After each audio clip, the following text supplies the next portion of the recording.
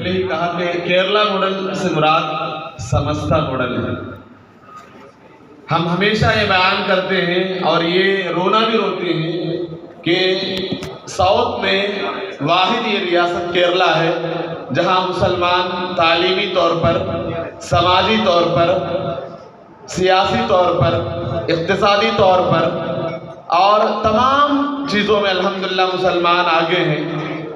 پورے ہندوستان کے مسلمانوں کے لیے آئیڈیل ہے۔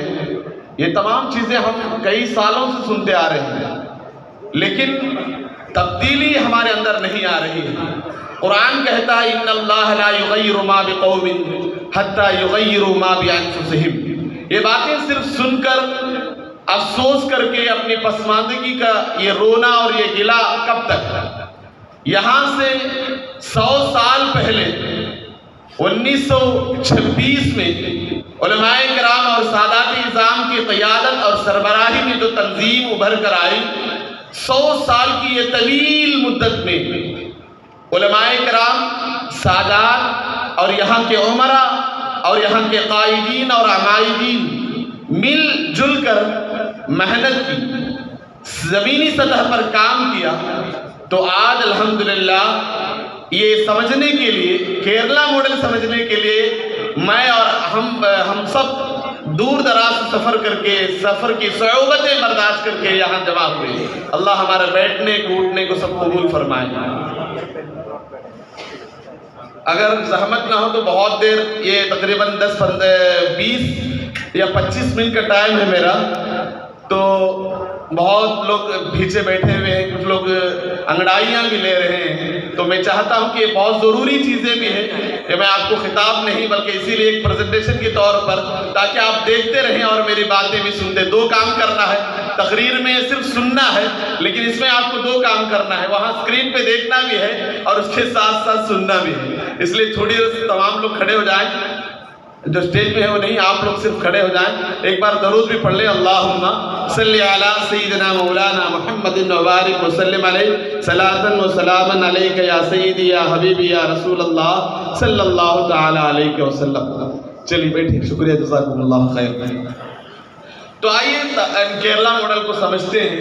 1921 سے پہلے کی ایک تاریخ ہے کیرلا کی، بہت طویل ہے، اس کو یہاں بیان بھی نہیں کیا جا سکتا اس مختصر وقت میں۔ 1921 سے ہم کیرلا کی تاریخ پڑھتے ہیں۔ کیرلا کے بارے میں عمومی طور پر ہم سب جانتے ہیں کہ اسلام کی شروعات میں ہی، سرکار دو عالم صلی اللہ علیہ وسلم کی حیات مبارکہ میں ہی توحید کا پیغام لے کر صحابہ کرام کی پیاری جماعت کیرلا کی سرزمین میں پہنچی تھی، اور یہاں الحمدللہ کاسرگوڈ کے اندر ہی کئی ساری مساجدیں، صحابہ کرام کی تعمیر کردہ مسجدیں ہیں۔ ہمارے مینگلور میں مسجد ہے، کڈنگلور میں ہجری 5 میں بنی ہوئی مسجدیں ہیں۔ تو گویا کہ ہندوستان کا یہ مبارک خطہ ہے جہاں صحابہ کرام کی وجہ سے، تبلیغ اور ارشاد کی وجہ سے یہاں اسلام کا اور توحید کا پیغام پہنچا سب کے پاس۔ تو صحابہ کرام فَلْيُبَلِّغُ الشَّاهِدُ الْغَائِبُ بَلِّغُوا عَنِّي وَلَوْ آیَةً، یہ دونوں پیغام لے کر پوری دنیا میں، جب حجۃ الوداع میں سرکار دو عالم صلی اللہ علیہ وسلم نے تقریر کی تھی، 1 لاکھ سے زیادہ صحابہ کرام کی جماعت تھی۔ آج آپ حرمین شریفین طیبین میں اگر دیکھیں گے تو 10,000 صرف صحابہ کرام کی قبریں اور مزاریں ملیں گی۔ اب وہاں ایک سوال ہے کہ اتنے لاکھ 10,000 کے علاوہ جتنے صحابہ کرام حجۃ الوداع کی تقریر میں موجود تھے، وہ سب کہاں گئے؟ تو اس کا ایک سیدھا سادہ جواب یہ ہے کہ پیغام رسالت کو لے کر سرکار دو عالم صلی اللہ علیہ وسلم کے اس حکم نبوی کو لے کر پوری دنیا میں چلے گئے۔ انہیں قبول کرنے والا، انہیں استقبال کرنے والا، انہیں انتظام کرنے والا کوئی نہیں تھا۔ وہ زبان تک نہیں جانتے تھے، عرب کے علاوہ کوئی زبان نہیں جانتے تھے۔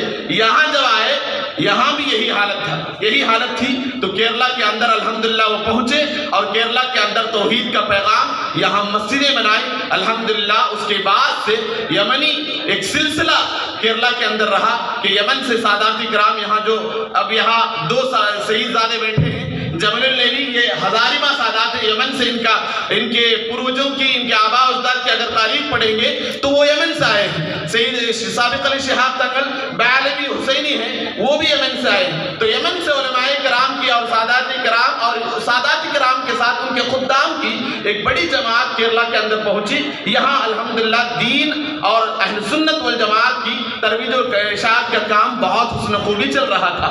تو 1921 یہ تاریخ کی ہمارے شمالی ہندوستان کی تاریخ میں بھی ایک عظیم کروٹ ہے. آپ اس میں بہت لوگ شمالی ہندوستان سے ہیں. 1921 میں ہی بریلی کی سرزمین میں امام احمد رضا خان فاضل بریلی علیہ رحمۃ اللہ کا مثال ہے.